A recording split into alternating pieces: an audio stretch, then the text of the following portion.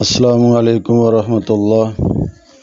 محترم سامعین، عزیز طلبہ، آج کا ہمارا لیکچر جو ہے سورۃ بقرہ کے بارے میں ہے، اور یہ سورۃ بقرہ کا پہلا لیکچر ہے۔ جیسا کہ ہم نے پچھلی جو اپنی پہلی ویڈیو تھی تعارفی ویڈیو، اس میں یہ سارے سلیبس کا تعارف اور پیپر سکیم پیٹرن کے بارے میں بنائی تھی، اور اس لیکچر میں ہم سورۃ بقرہ کا تعارف اور اس کی خصوصیات پہ گفتگو کرتے ہیں۔ تو آئیے چلتے ہیں۔ بسم اللہ الرحمن الرحیم۔ سورۃ بقرہ، تعارف اور خصوصیات۔ سورۃ البقرہ قرآن مجید کی ترتیب کے اعتبار سے دوسری اور سب سے طویل سورت ہے۔ اس سورت میں کل 286 آیات ہیں۔ سورۃ البقرہ کا آغاز حروف مقطعات سے ہوتا ہے۔ حروف مقطعات قرآن مجید کی کچھ صورتوں کے شروع میں آنے والے وہ حروف ہیں جن کے معنی اللہ تعالیٰ جانتا ہے۔ سورۃ البقرہ کی آیت نمبر 67 تا 73 میں اس گائے کے واقعہ مذکور ہے جسے ذبح کرنے کا حکم بنی اسرائیل کو دیا گیا تھا۔ اس لیے اس سورت کا نام سورۃ البقرہ ہے، کیونکہ بقرہ عربی زبان میں گائے کو کہتے ہیں۔ اس واقعے میں بہت سی حکمتیں ہیں، جن میں سے ایک اہم بات یہ ہے اللہ تعالیٰ انسانوں کو مر جانے کے بعد انہیں دوبارہ زندہ کرنے پر مکمل قدرت رکھتا ہے۔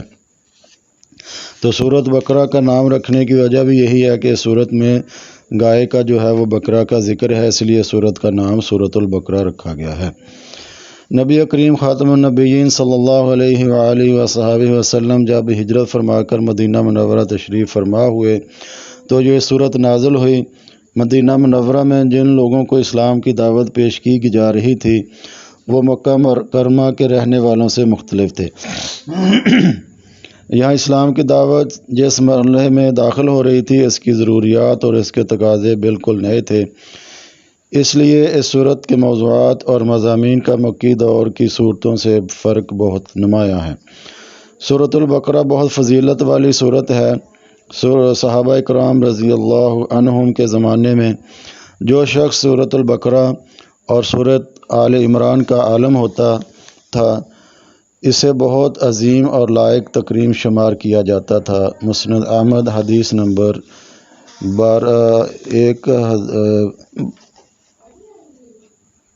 12216۔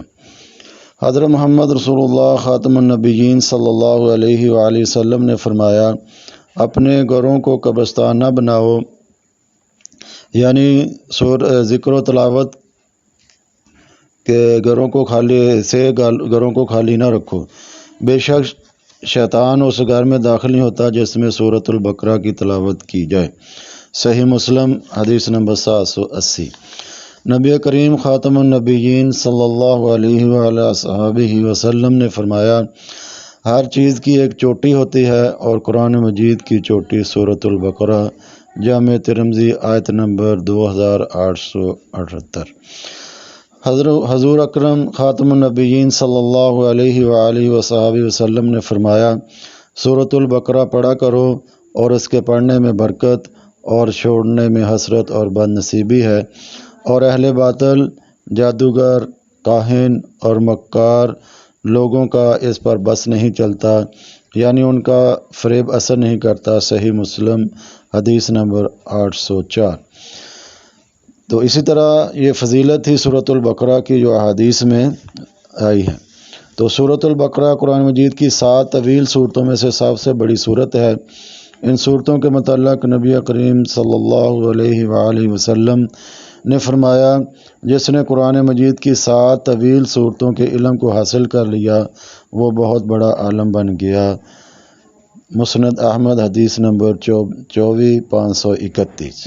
سورۃ البقرہ کی آخری 2 آیات کے بارے میں حضور اقدس خاتم النبیین صلی اللہ علیہ وآلہ وصحبہ وسلم نے فرمایا، جو شخص بھی سورۃ بقرہ کی آخری 2 آیات رات میں سونے سے پہلے پڑھے گا، اس کے لیے کافی ہو جائیں گی۔ صحیح بخاری حدیث نمبر 5009۔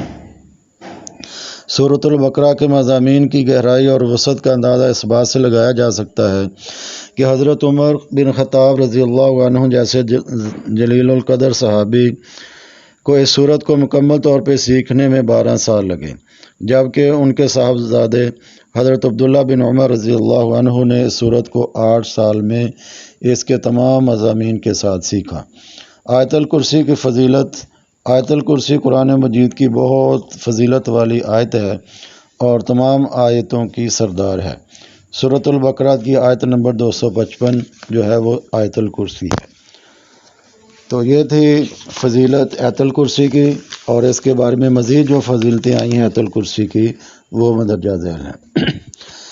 آیت الکرسی کے بارے میں نبی کریم خاتم النبیین صلی اللہ علیہ وآلہ وسلم نے فرمایا، جو شخص ہر فرض نماز کے بعد آیت الکرسی پڑھتا ہے اسے جنت میں داخل ہونے سے صرف موت ہی روک کے رکھتی ہے۔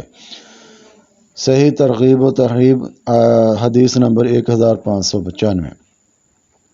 حضرت محمد رسول اللہ خاتم النبیین صلی اللہ علیہ وآلہ وسلم نے فرمایا، جب تم اپنے بستر پہ جانے لگو تو آیت الکرسی پڑھ لیا کرو، صبح تک اللہ تعالیٰ کی طرف سے تمہارے لیے ایک محافظ مقرر رہے گا اور شیطان تمہارے قریب نہیں آ سکے گا۔ صحیح بخاری حدیث نمبر 5010۔ آیت الکرسی میں اللہ تعالیٰ کی وحدانیت یعنی اس کے یکتا ہونے کو بیان کیا گیا ہے۔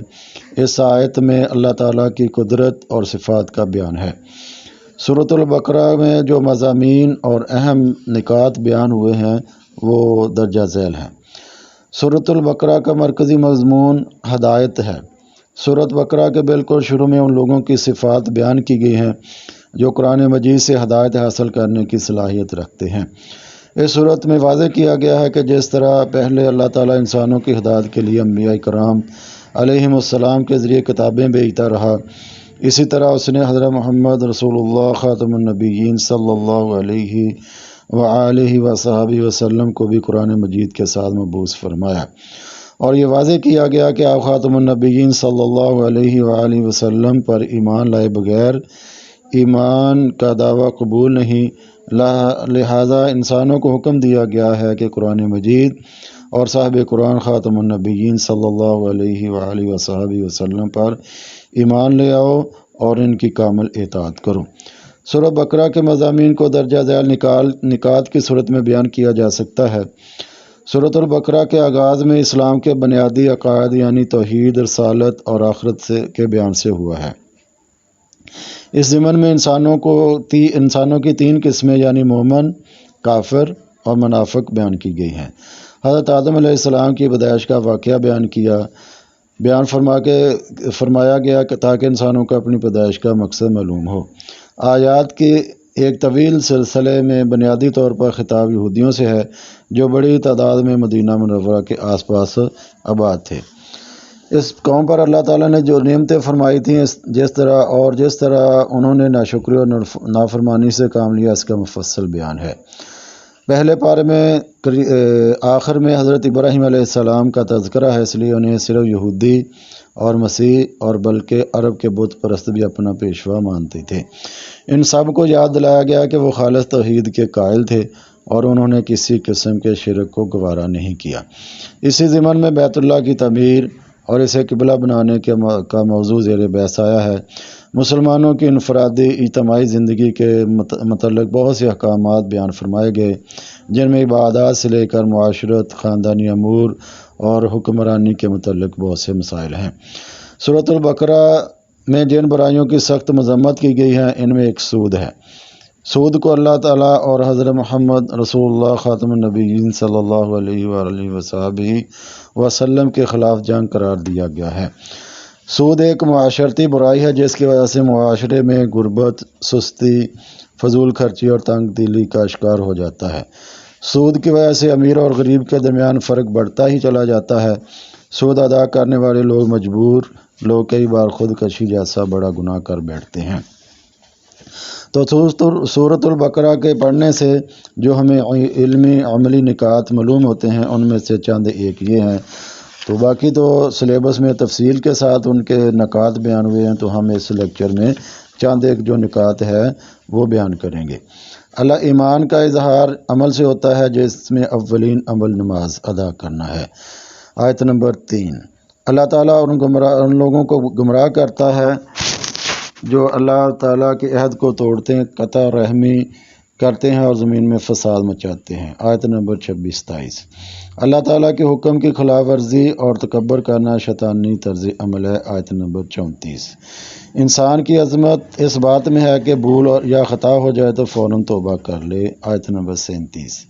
مشکلات اور مصائب میں صبر اور نماز کے ذریعے سے اللہ تعالیٰ کی مدد حاصل کرنا ایمان والوں کا شیوا ہے۔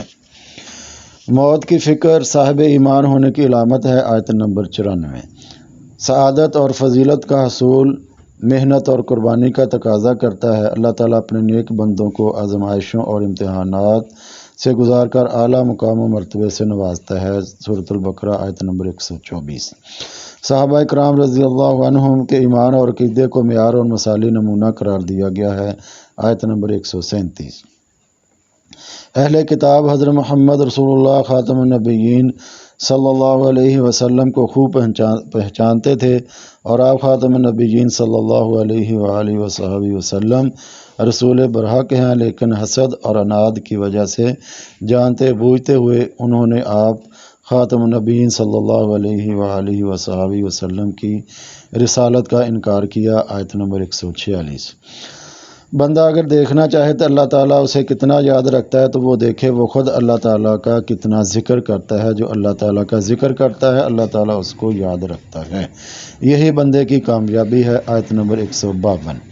ایمان کے کمال کی علامت یہ ہے کہ بندہ سب سے بڑھ کر اللہ تعالیٰ سے محبت کرے۔ آیت نمبر 165۔ اللہ تعالیٰ دعا مانگنے والوں کی دعا ضرور قبول فرماتا ہے۔ آیت نمبر 186۔ دنیا پرست صرف دنیاوی چیزوں کی دعائیں کرتے ہیں اور وہ آخرت میں نعمتوں سے محروم ہوں گے، جبکہ نیک بندے دنیا اور آخرت میں بھلائی کی دعائیں مانگتے ہیں۔ سورۃ البقرہ آیت نمبر 200 اور 202۔ اللہ تعالیٰ نے مال خرچ کرنے کی یہ ترتیب بتائی ہے کہ سب سے پہلے والدین، رشتہ داروں اور پھر دیگر حاجت مندوں پر خرچ کیا جائے۔ سورۃ البقرہ آیت نمبر 215۔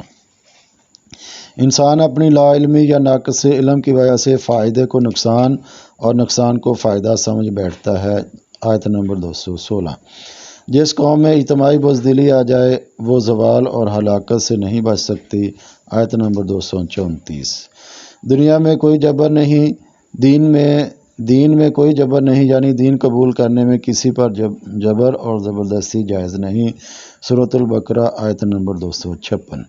احسان جتلانے، دکھاوا کرنے اور تکلیف پہنچانے سے نیکی ضائع ہو جاتی ہے۔ آیت نمبر 264۔ قرض کے معاملات کو تحریر میں لانے اور اس پر گواہ بنانے کی تلقین فرمائی گئی ہے۔ آیت نمبر 282۔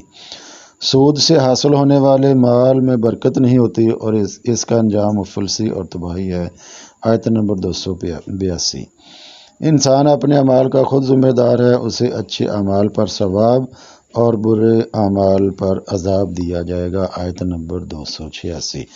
تو یہ تھے عزیز طلبہ اور سامعین محترم سورۃ البقرہ کا جو تھا تعارف اور اس کی خصوصیات، اور جو اس میں مضامین بیان ہوئے ہیں اور جو اہم نکات ہیں، اور اس کے مطالعے کے بعد جو علمی عملی نکات معلوم ہوتے ہیں وہ تھے یہ سارا کچھ اس ویڈیو میں۔